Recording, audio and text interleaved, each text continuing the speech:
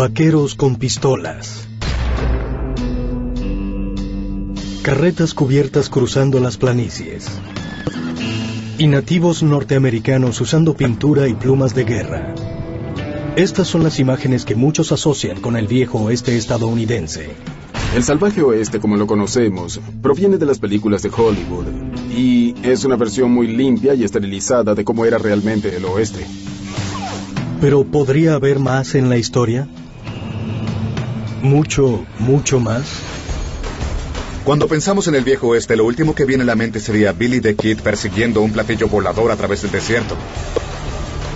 Vaqueros, abogados, doctores, médicos, amas de casa lavando ropa y cuidando las ovejas. Las personas veían cosas en el cielo que no podían explicar. Esto es la réplica de una de las barras que estaba en una de las naves de luz.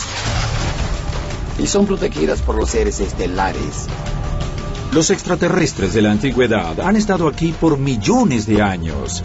¿Por qué evitarían el suroeste estadounidense? Millones de personas en todo el mundo creen que hemos sido visitados en el pasado por seres extraterrestres. ¿Y si fuese cierto? ¿Extraterrestres de la antigüedad realmente ayudaron a moldear nuestra historia? ¿Y acaso los vaqueros y nativos del salvaje oeste de Estados Unidos tuvieron contacto con seres extraterrestres de otra frontera mucho más distante?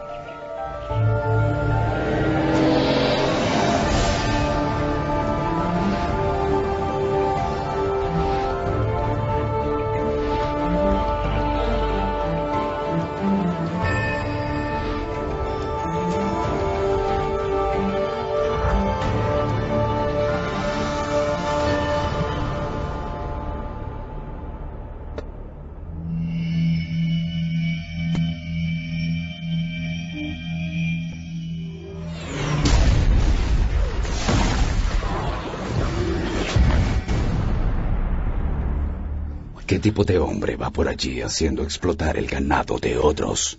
Sí, pero había una luz brillante. ¡Una luz brillante! Había una gran luz. Y caíste en el río. Y al regresar, 2 de mis mejores hombres habían desaparecido. No hubo luces esa noche. En la película de 2011, Cowboys and Aliens, un hombre despierta en el desierto sin la menor idea de su pasado, salvo por un misterioso aparato de metal sujeto a su muñeca.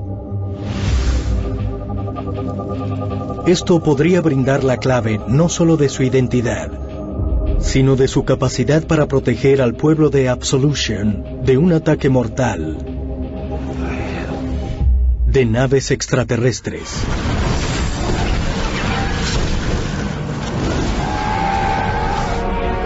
Basada en la novela gráfica de Scott Mitchell Rosenberg y dirigida por el visionario cineasta Jon Favreau.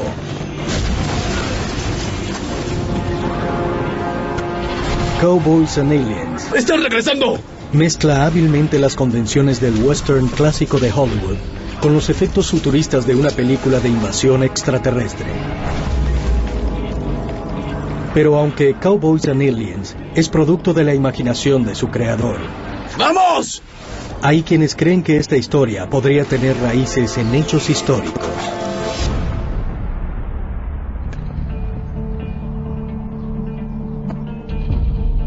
Aurora, Texas. Este pueblo rural del suroeste cubre un área de solo 8 kilómetros cuadrados.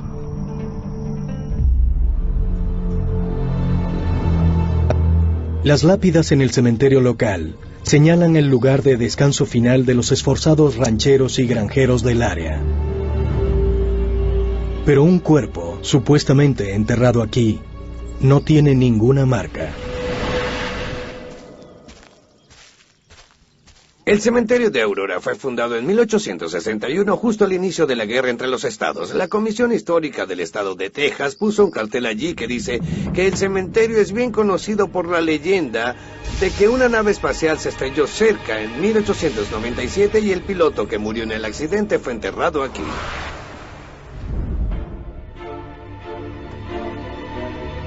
$50 años antes de que el ejército de Estados Unidos anunciara que un disco volador se había estrellado en Roswell, Nuevo México, hubo un informe de un extraño objeto no identificado que se estrelló en la propiedad de un juez local.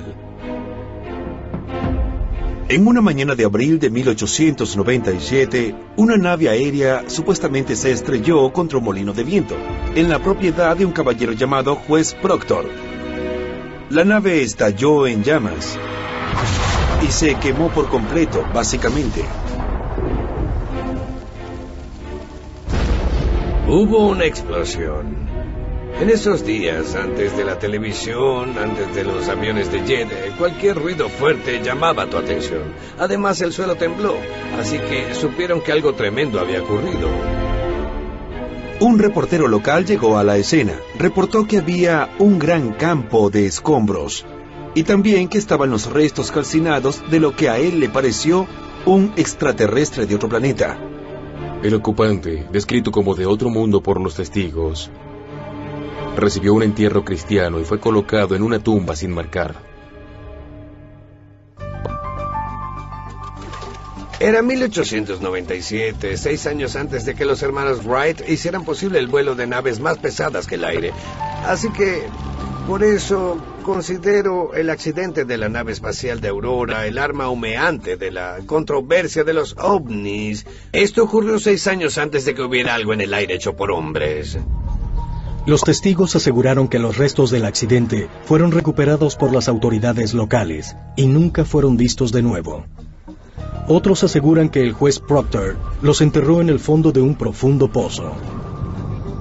Por décadas, el incidente quedó casi olvidado, hasta que en 1945, un hombre llamado Brawley Oates, que había comprado las tierras de Proctor, supuestamente estaba limpiando los escombros del pozo, y desarrolló posteriormente un caso extremadamente severo de artritis, que aseguró era el resultado de agua contaminada.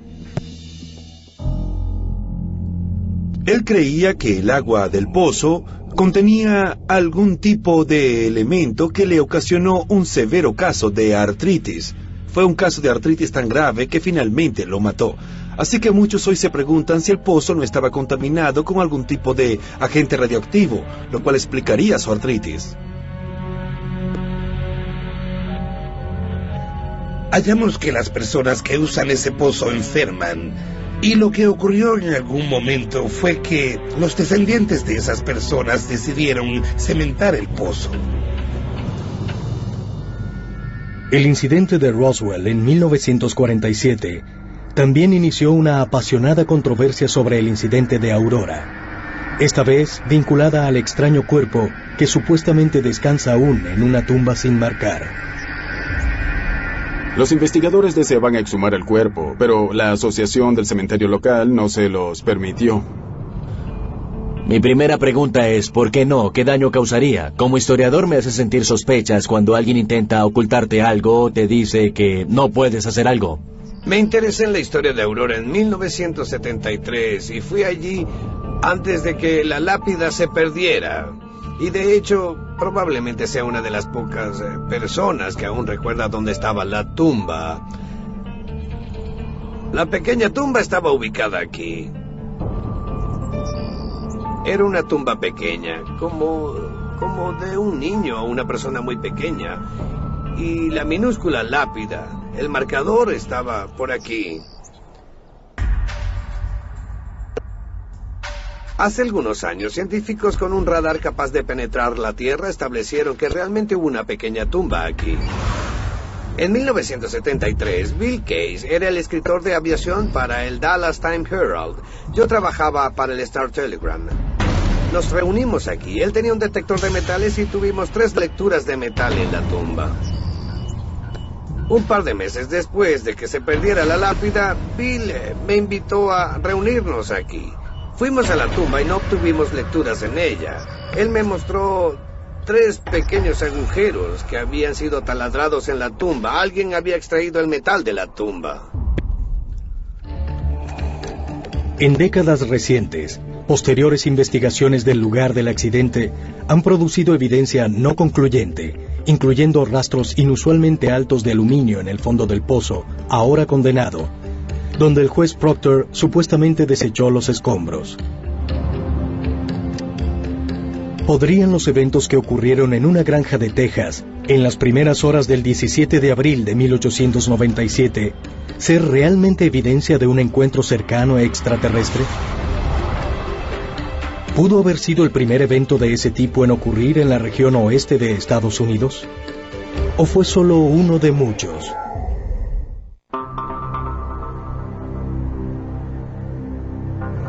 Condado de Adam, Ohio. A finales del siglo XVIII, el presidente George Washington le entregó lo que era entonces el territorio sin ley más allá de las montañas Apalaches a los veteranos de la Guerra Revolucionaria, en parcelas de 243 hectáreas, como pago por sus servicios.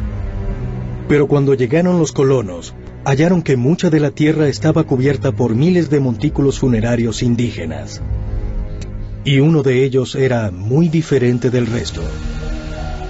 Imagine que se dirige al oeste y de pronto haya un gigantesco montículo de esfinge en forma de serpiente. Lo que tenemos es una estructura gigante que solo está allí, en medio de un paisaje muy interesante. El montículo de la serpiente fue uno de los asombrosos y misteriosos montículos hallados por los primeros colonos cuando cruzaron los Apalaches. Había miles, pero el montículo de la serpiente debió haber sido especial.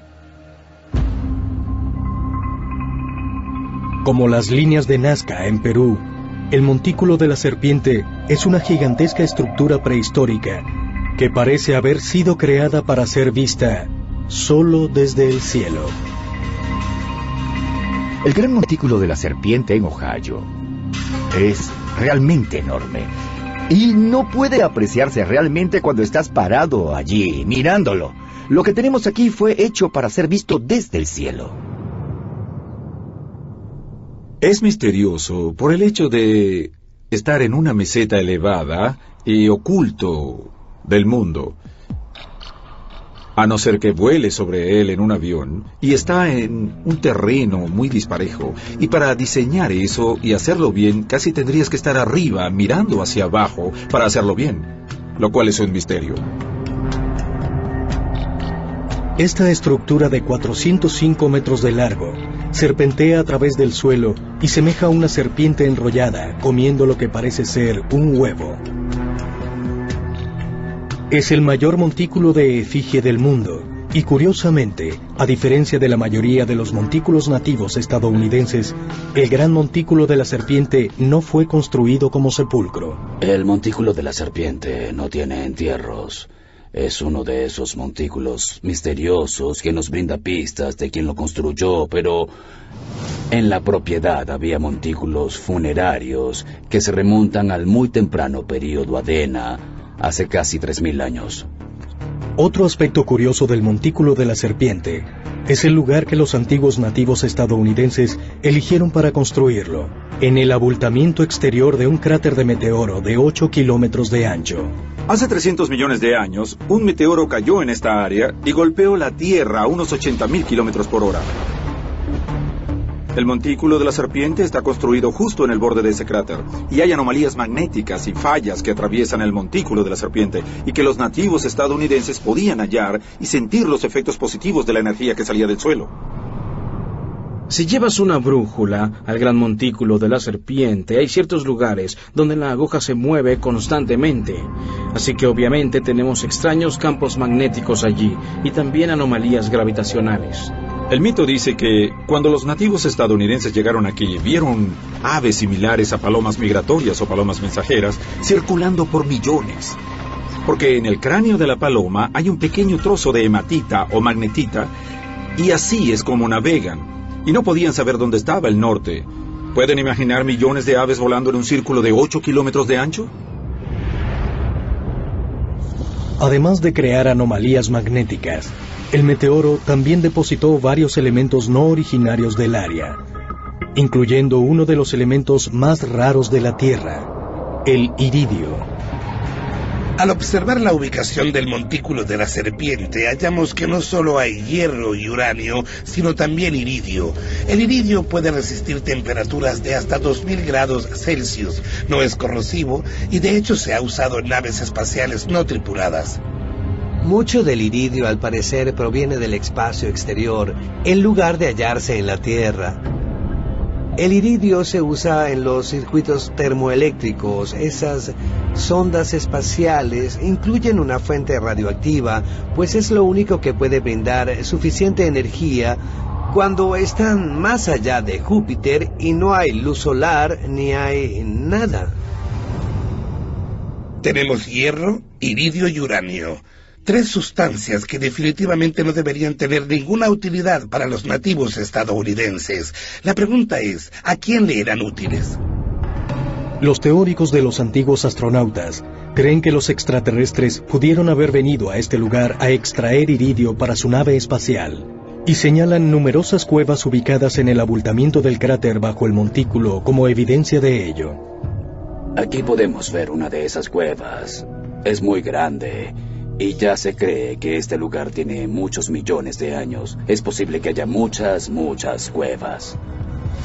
Pero si visitantes extraterrestres realmente vinieron aquí a extraer iridio y otros elementos, ¿podría esto explicar por qué el montículo de la serpiente fue construido a una escala que hacía visible su forma desde el cielo?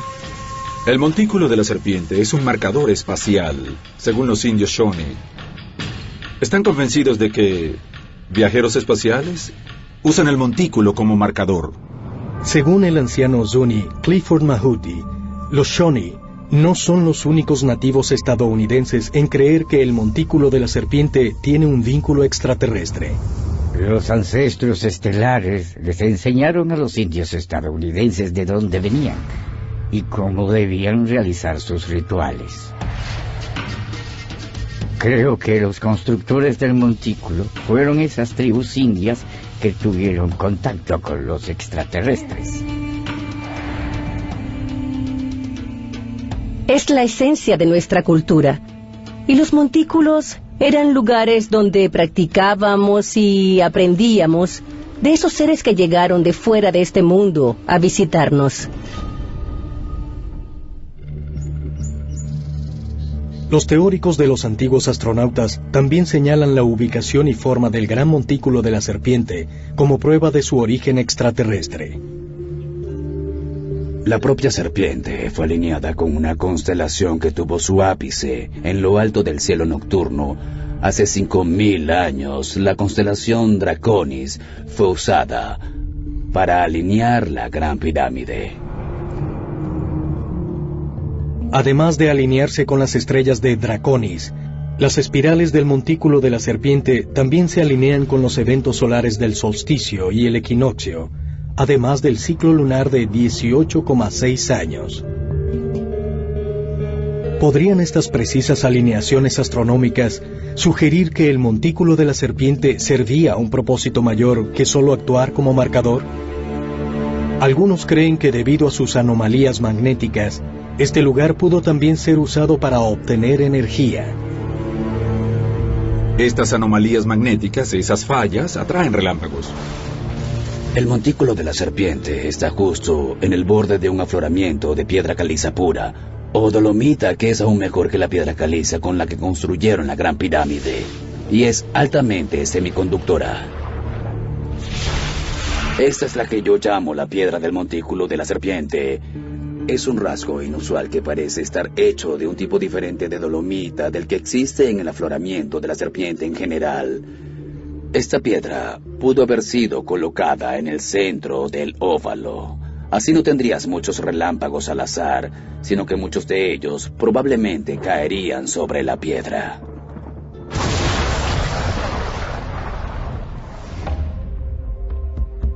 ¿Pudo el montículo de la serpiente haber sido una fuente de gran energía?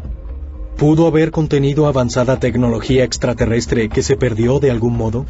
Al observar nuestra historia de construir antiguos monumentos como Stonehenge, la Esfinge, las pirámides, los templos mayas, lo que me dice eso es que sin importar cuán avanzados tecnológicamente seamos hoy, hemos perdido el conocimiento de algo tremendo que llegó hace miles y miles de años. Y es una tragedia el no solo haber olvidado cómo utilizarlo, sino que lo hemos relegado al reino del folclore y la mitología. Cuando se eliminaron las lámparas de relámpagos, la cultura nativa cayó en la oscuridad de nuevo.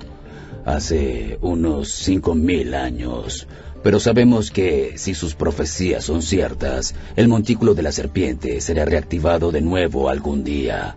Y cuando ocurra esa reactivación, será el inicio de la restauración de la Tierra. ¿Era realmente el gran montículo de la serpiente un centro para visitas extraterrestres antiguas?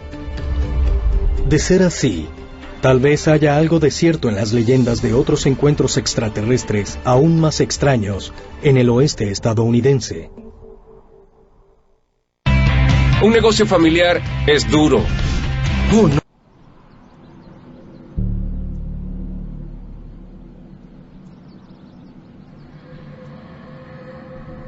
Palmyra, Nueva York, 21 de septiembre de 1823. En la habitación del piso superior de una cabaña de troncos, al sur de este pequeño pueblo rural, Joseph Smith, de 17 años, tuvo una visión de alguien o algo que no era de este mundo.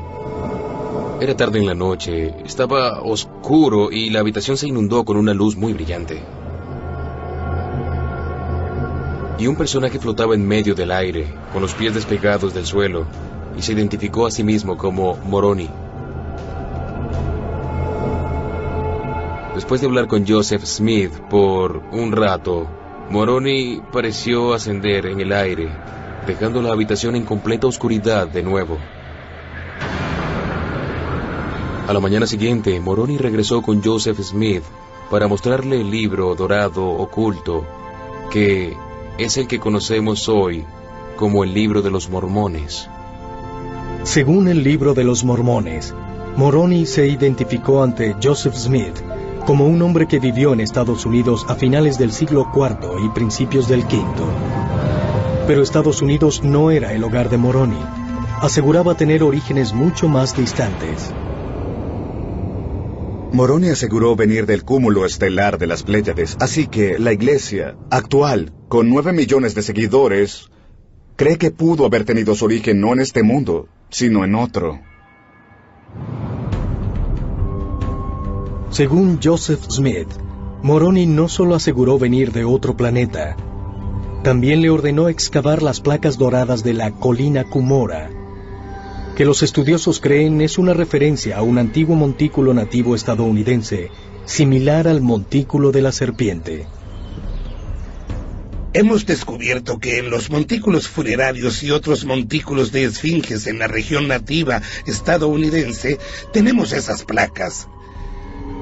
Esas tabletas escritas han sido halladas y no solo en Norteamérica, sino también en Sudamérica. Esta entidad le dijo a Joseph Smith que hiciera una búsqueda física de un objeto que sabemos que pudo haber sido un hallazgo arqueológico. Pero si Moroni era un ser espiritual o metafísico, ¿por qué le daría a Joseph Smith objetos físicos con los cuales traducir las placas? Según los teóricos de los antiguos astronautas, Moroni pudo, de hecho, haber sido un ser estelar, un extraterrestre cuya misión era transmitirle a Smith y a sus seguidores el conocimiento avanzado de los constructores de montículos. En el mormonismo, mucha de su teología está relacionada directamente con la idea de Dios y varios ángeles y seres espirituales que viven en diferentes planetas.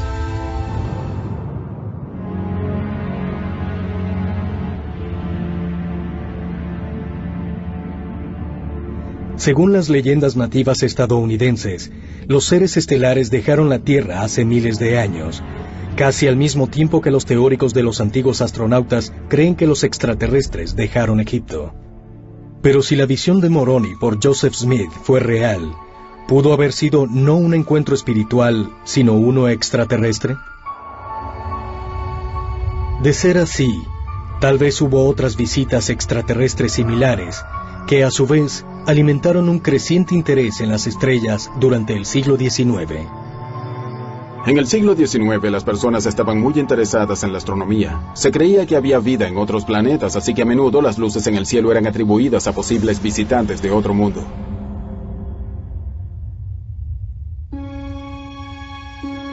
Joseph Smith sentía una conexión tan fuerte con los nativos estadounidenses que creía que podía guiarlos a una nueva Tierra Santa, a la cual llamó la Nueva Sion. Aunque Smith murió en 1844, víctima de una turba violenta, su sucesor, Brigham Young, finalmente guió a los mormones hacia el oeste, a Utah. En 1849, cuando los mormones llegaron al área de Parowan Gap, el líder Ute local, el jefe Wakara, les dijo que habían entrado a la propia casa de Dios y les mostró pruebas en la forma de petroglifos que se remontan miles de años. Por todo Utah, los petroglifos muestran cazadores con arcos y flechas persiguiendo búfalos. Ocurrencias de la vida diaria muy ordinarias. Pero también hay otras imágenes que son muy extrañas y parecen naves espaciales. Parecen seres con halos. Parecen seres con antenas en sus cabezas o seres que usan algún tipo de traje. Para todo propósito, parecen las imágenes de hombres del espacio.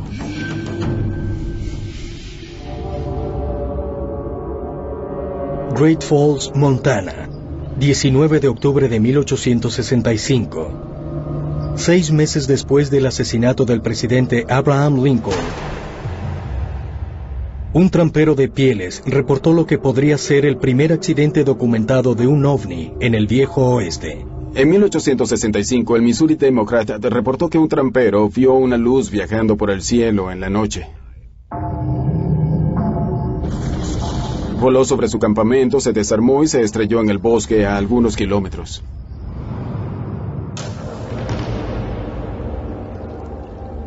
Al día siguiente la rastreó. Halló una piedra grande incrustada en la ladera de una montaña. Era hueca, estaba abierta, aseguró que había cámaras dentro de ella y que tenía marcas jeroglíficas. Y también había un misterioso líquido derramado en el área. El periódico llegó a sugerir que se trataba de vehículos meteóricos, de extraterrestres, de Mercurio o Urano. Así que la idea de los accidentes de ovnis fue explorada en el siglo XIX, casi 100 años antes de Roswell.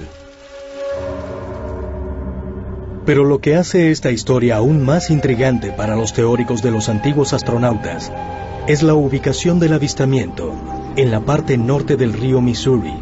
Este es el hogar de los indios Pies Negros, una tribu cuyas leyendas antiguas incluyen extraños relatos de seres estelares que visitaron la región desde otros mundos. Los Pies Negros tienen leyendas y mitos muy profundos relacionados con seres que claramente dicen que descendieron de algún tipo de mundo celeste a la Tierra en algún tipo de vehículo celeste. Y por el modo en que los describen, se asemejan a las ideas modernas de platillos voladores u ovnis. ¿Pudo el objeto que el trampero de Montana aseguró haber hallado realmente haber sido una de las naves extraterrestres descritas en las leyendas de los Pies Negros? ¿Y podrían esas marcas haber sido las mismas que halló Joseph Smith en las placas doradas? Para algunos nativos estadounidenses, como el jefe Al Separado de la tribu Yankton Dakota, los seres estelares aún están entre nosotros y aún están haciendo contacto con los humanos. Muchos de nuestros parientes que vienen de las estrellas hablan en un nivel telepático, y hubo algunos que se acercaron a mí y me mostraron una barra con símbolos. Me hablaron y los entendí muy bien.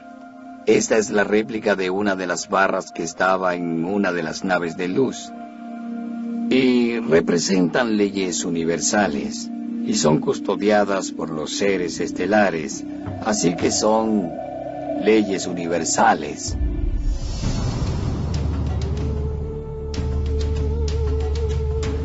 ¿Encontraron realmente los primeros estadounidenses lo que los nativos llaman seres estelares al cruzar la frontera? ¿Y qué otros extraños encuentros podrían haber experimentado al avanzar más hacia el oeste?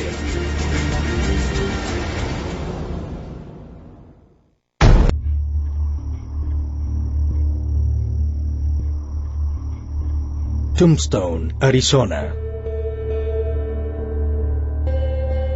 En 1881, este pueblo minero en auge fue el hogar de Wyatt Earp y el sitio de la balacera en el corral OK.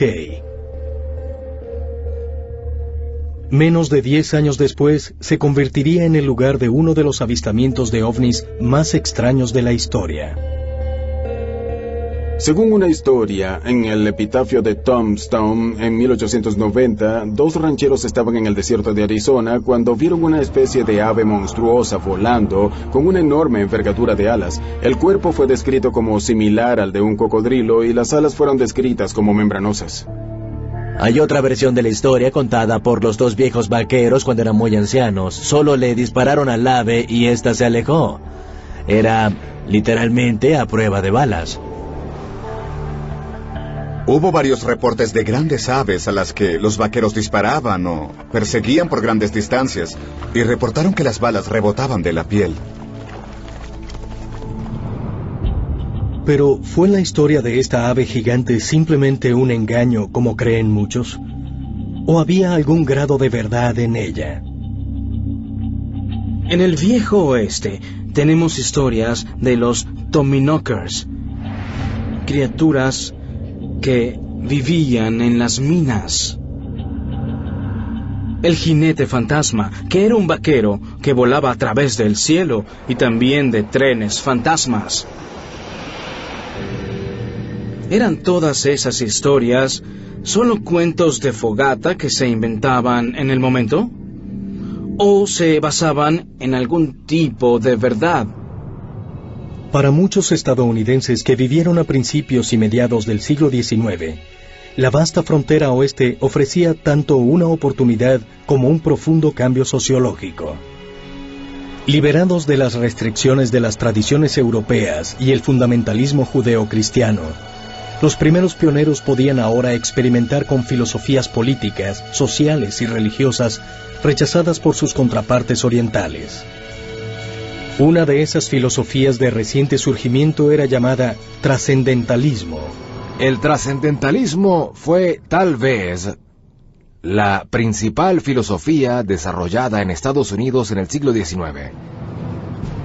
Una de las figuras fundadoras de ella fue Ralph Waldo Emerson.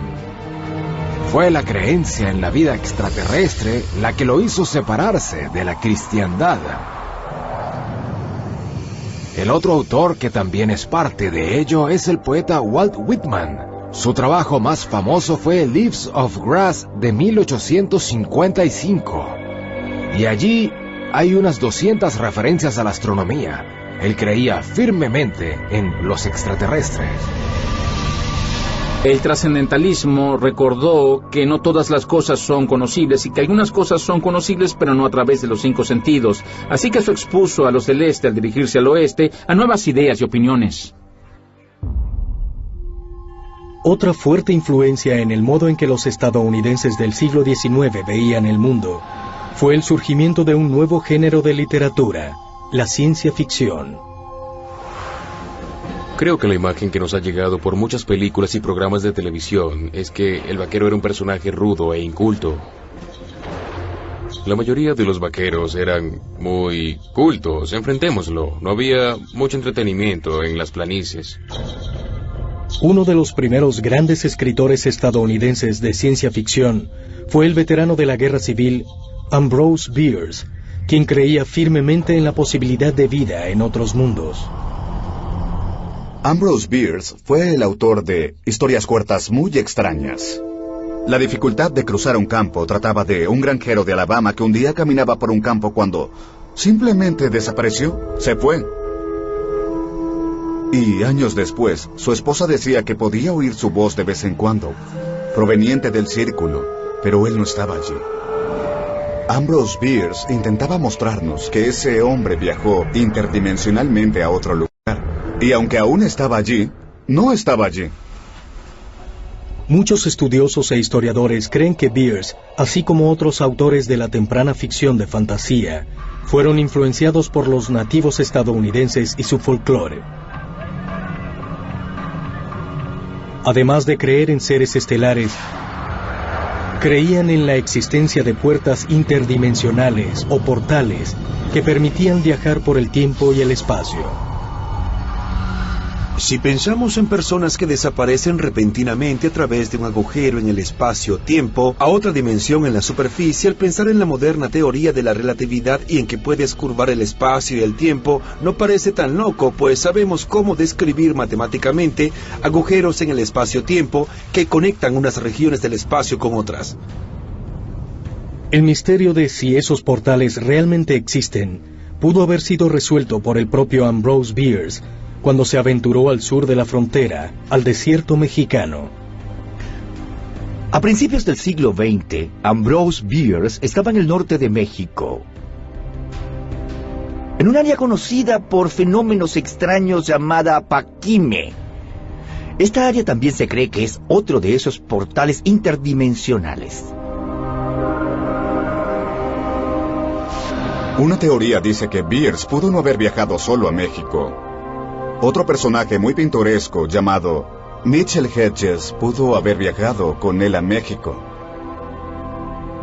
Mitchell Hedges era un gran aventurero británico, notorio por su descubrimiento de un cráneo de cristal maya. La antigua ciudad de Paquime está a pocos kilómetros de la Cueva de Cristal.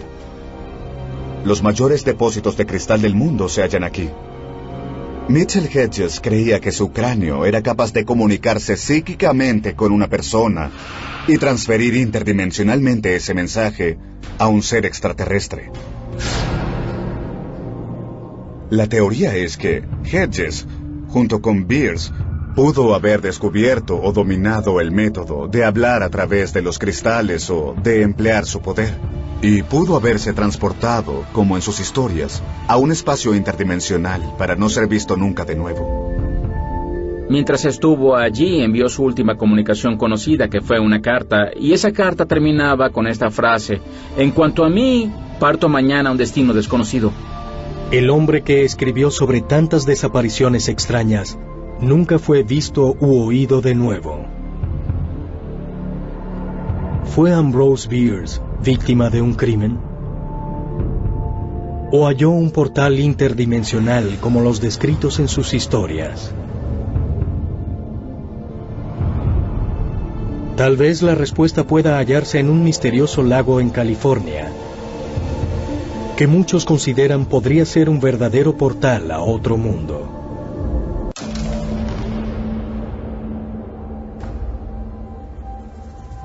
Lago Elizabeth, sur de California. Este cuerpo acuático del Alto Desierto se halla en la confluencia de las placas tectónicas que forman la poderosa Falla de San Andrés. Los mexicanos que colonizaron California en el siglo XVIII la llamaron Laguna del Diablo. Y se decía que la mascota del diablo venía a este mundo a través de un portal en el fondo del lago. La leyenda local dice que en el fondo hay una entrada al inframundo. La llaman la Laguna del Diablo. Se dice que a mediados del siglo XVIII, cerca de 1880, algo estaba ocurriendo allí que asustó a los lugareños. Algunos ricos hacendados construyeron ranchos allí. Esos rancheros aseguraban haber sido acosados y atormentados por algún tipo de bestia monstruosa que salía del agua, robaba el ganado y amenazaba a los lugareños. Los rancheros que aseguraban haber visto a esta bestia la llamaban el ave estruendosa y la describían de un modo casi idéntico al ave gigantesca vista por los vaqueros de Tombstone en 1890. Finalmente, uno de los hacendados decidió que cazaría a esta criatura y la vendería al circo. Logró hacerle algunos disparos a esta criatura, la cual parecía ser metálica y a prueba de balas. Las balas rebotaron y después de ese encuentro el ave voló al este para no ser vista nunca más en California. ¿Podría esta llamada ave estruendosa haber sido realmente la misma criatura a la que le dispararon los vaqueros en Tombstone? ¿Y por qué los lugareños se referían a ella como la mascota del diablo? No poseían el vocabulario que tenemos hoy, así que cuando ocurrían cosas que no podían explicar, las llamaban Torres del Diablo, las llamaban Laguna del Diablo, las llamaban esto o aquello del diablo. Si removemos la religión, podríamos hallar que este era un portal a otra dimensión, que los lugareños conocían, y que tenía que ver con el hecho de que esa misteriosa entidad estaba presente en ese lugar.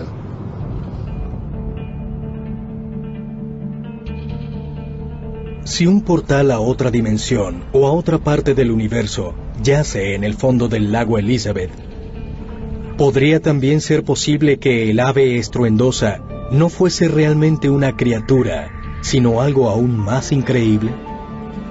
El ave estruendosa era enorme, hacía ruidos muy fuertes, así que lo estruendoso de ella podía sonar como un motor de jet. Sus ojos podían literalmente perforar y emanaban fuego. Así que tenemos esa gran criatura alada voladora que emite un sonido estruendoso y salen luces de sus ojos. Para mí eso dice, sí, podrían estar frente a algún tipo de nave.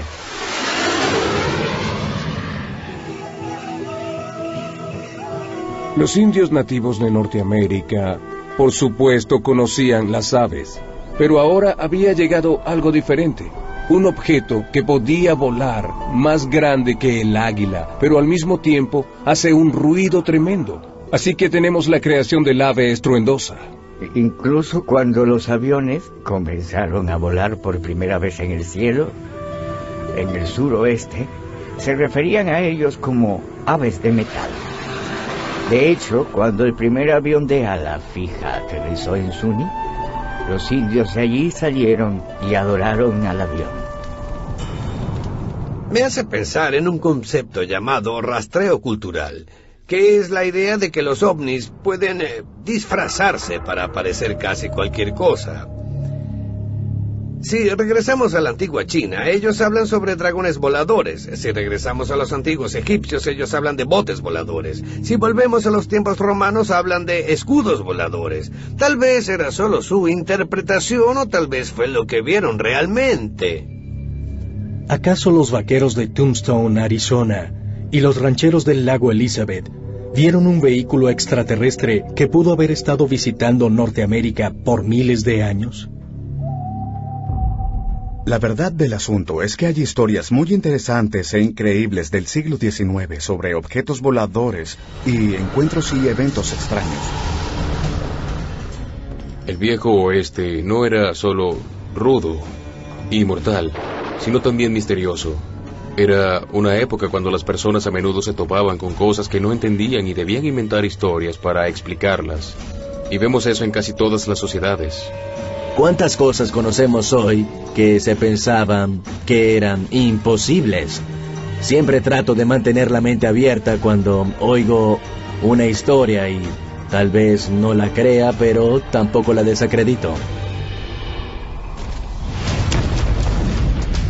Los extraterrestres invaden un tranquilo pueblo del oeste y los aterrados habitantes buscan sus armas en un valiente intento por defenderse. ¿Es solo un producto de la diva imaginación de Hollywood? ¿O las películas como Cowboys and Aliens de hecho se inspiran en eventos históricos? Historias que retan todo lo que sabemos o creemos sobre nosotros mismos. Mientras continuamos explorando la vastedad del universo y examinamos cada vez más los misterios de la Tierra, ¿estaremos acercándonos a descifrar los secretos de nuestro pasado y abriendo un portal hacia nuestro futuro?